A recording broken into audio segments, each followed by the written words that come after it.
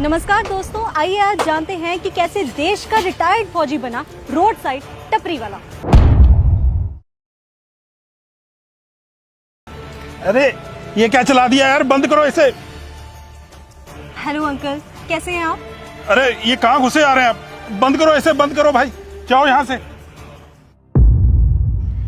Uncle जी, हम आपका interview लेने आए हैं। मुझे कोई इंटरव्यू नहीं देना भाई साहब, मुझे कोई इंटरव्यू नहीं देना।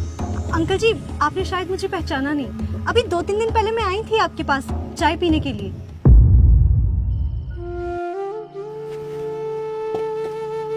वाह अंकल, आप इस उम्र में भी इतना भारी सामान इतनी इजीली उठा लेते हैं। इस स्ट्रेंथ का राज क्या है? कोई राज नहीं बेटा, मैं पहले इंडियन आर्मी में था। ये सब वहीं की ट्रेनिंग और डिसिप्लिन का दिया हुआ है। अंकल, अगर आप आर्मी में हैं तो आप ये काम क्यों कर रहे हैं? आपको पेंशन नहीं मिलती क्या? मिलती है बेटा, पूरी पेंशन मिलती है मुझे। तो फिर आप ये काम क्यों कर रहे हैं? मैं उन पेंशन के पैसों को दान कर देता हूँ। कुछ पैसे उन बच्चों को जो पढ़ नहीं पाते, उनकी स्कूलिंग की फीस के लिए, और कुछ पैसा उन फैमिलीज को जिनकी जरूरत पूरी करने वाला कोई नहीं है। पर अंकल, आपके बुढ़ापे में काम आ जाए, कम से कम इतनी सेविंग्स तो रख लेते। बुढ़ापा?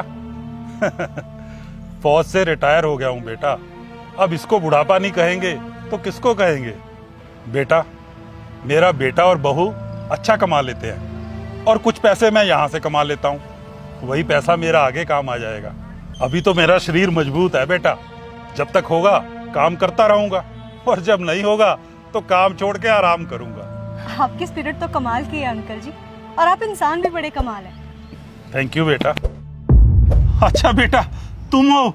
जी अंकल, उस वक्त मैंने आपको बताया नहीं कि मैं एक रिपोर्टर हूँ, पर आपकी बातें और आपकी सोच के बारे में मैं काफी देर तक सोचती रही। फिर मुझे ये बात समझ में आई कि जहाँ आजकल के नौजवान छोटी सी ठोकर खाने पे भी हार मान जाते हैं और अपनी मेहनत का कोई 1 रुपया भी किसी को नहीं देता, वहीं आप इस उम्र में भी इतनी मेहनत कर रहे हैं। और तो और, जो सरकार आपको पेंशन के रूप में पैसे देती है, वो भी आप यूं ही लोगों में दान कर देते हैं। इसलिए हम चाहते हैं कि आपकी कहानी, आपका जोश, आपका जज्बा, आपकी सोच, ये हर इंसान तक पहुंचे।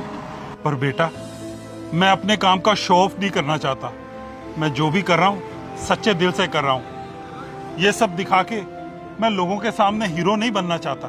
अंकल जी, आप खुद ही सोचिए, आप अकेले इतना अच्छा काम कर रहे हैं, आपके बारे में दुनिया को पता होना चाहिए। क्या पता कोई और भी आपके जैसा बनना चाहे और आपकी तरह इस उम्र में मेहनत करके कमाना चाहे और लोगों का भला करना चाहे। अंकल जी, अगर आज अपनी कहानी लोगों तक नहीं पहुंचाएंगे तो हो सकता है कोई और बच्चे और वो परिवार जिनको हेल्प की जरूरत है, वो बिना हेल्प के रह जाएं। Please uncle ji, please interview दे दीजिए। हम चाहते हैं कि आप जैसे अच्छे और सच्चे देशभक्त और भी हों, जो चाहे फौज की वर्दी में हो या ना हो, पर उनमें देशभक्ति का जज्बा जरूर है। ठीक है बेटा, मैं इंटरव्यू दूंगा। And action.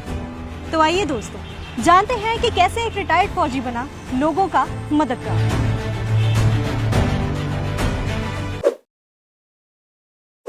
सुन, जरा अपनी चप्पल दे।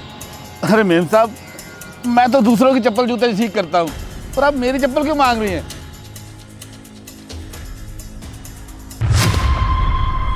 अरे मेम साहब, ये क्या किया आपने? अरे अरे अरे रुक जाओ मेम साहब, अरे रुक जाओ मेम साहब। तेरी हिम्मत कैसे हुई अपनी 2 कौड़ी की दुकान मेरे ऑफिस के सामने लगाने की? अरे मेम साहब, मैं तो रोड के साइड पे अपनी दुकान लगा रहा हूँ, और यहाँ से दुकान हटाने के लिए बोलने वाली आप होती कौन है? वो सामने देख, वो ना मेरा ऑफिस है, और मैं नहीं चाहती कि मेरे ऑफिस के सामने ना ऐसी सड़क छाप दुकान हो। करोड़ों लगा के मैंने ये ऑफिस इसलिए नहीं बनाया कि आते जाते लोग मेरे ऑफिस में तेरी ये सड़ी सी शक्ल और ये सड़ी सी दुकान देखे, समझा? अरे मेम साहब, आप लोग गलत कर रही हैं, मैंने सरकारी जगह पे अपनी दुकान लगाई है। अरे मेम साहब, आप तो ऐसे कर रही हैं जैसे मैंने आपकी जगह पे कब्जा कर लिया हो। तू मुझे सिखा रहा है? अबे ओए बुड्ढे, टूटी फूटी थाली में खाना खाने वाले, तुझे हाई लेवल स्टैंडर्ड्स का पता भी है? मेरे ऑफिस में ना हाई स्टैंडर्ड्स के लोग आते हैं, और मैं नहीं चाहती कि मेरे इस आलीशान से ऑफिस में आते हुए लोग तेरा ये कबाड़ देखे और उनका मूड खराब हो, और साथ ही साथ मेरी डील भी। और चुपचाप अपना तामझाम उठा और चलता बन यहाँ से। 1 मिनट, क्या हो रहा है यहाँ पे? जो होना था ना वो हो गया। अबे बुड्ढे, 5 मिनट में ना अपना ये कबाड़ उठाओ और निकल यहाँ से। एक्सक्यूज मी मैम, आप हो कौन? वो सामने देख रहे, वो मेरा ऑफिस है। हाँ तो व्हाट? मैडम, आपका ऑफिस वो सामने है, तो आप इन अंकल को यहाँ से हटने के लिए क्यों बोल रही हैं?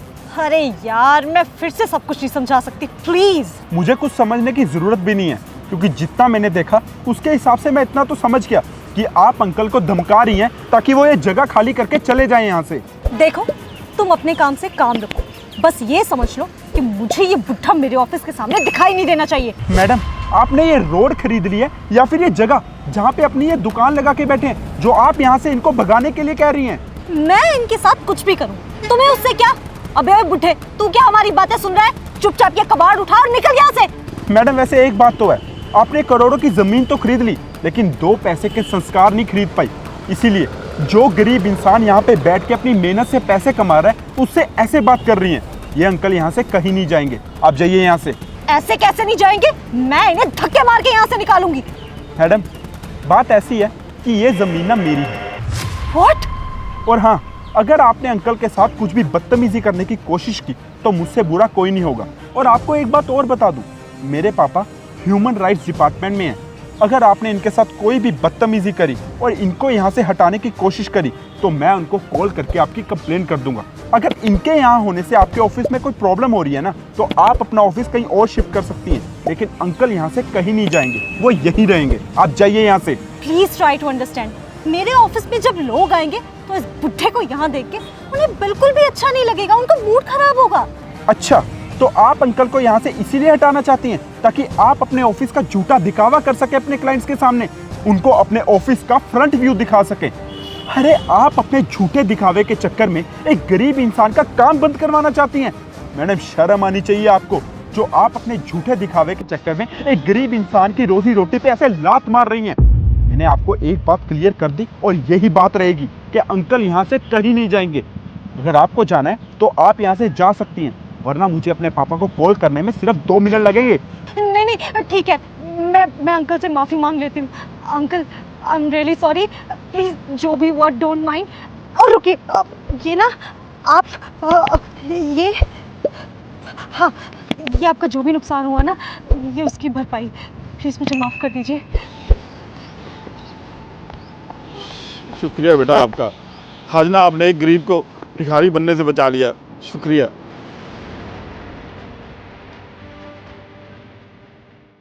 दोस्तों, अपनी झूठी शान और शौकत की वजह से किसी भी गरीब की रोजी रोटी पे लात मारना गलत है। अगर आपको वीडियो में दिया गया मैसेज अच्छा लगा हो तो अपनी फैमिली और फ्रेंड्स में शेयर करें और लाइक और कमेंट करना ना भूलें। धन्यवाद।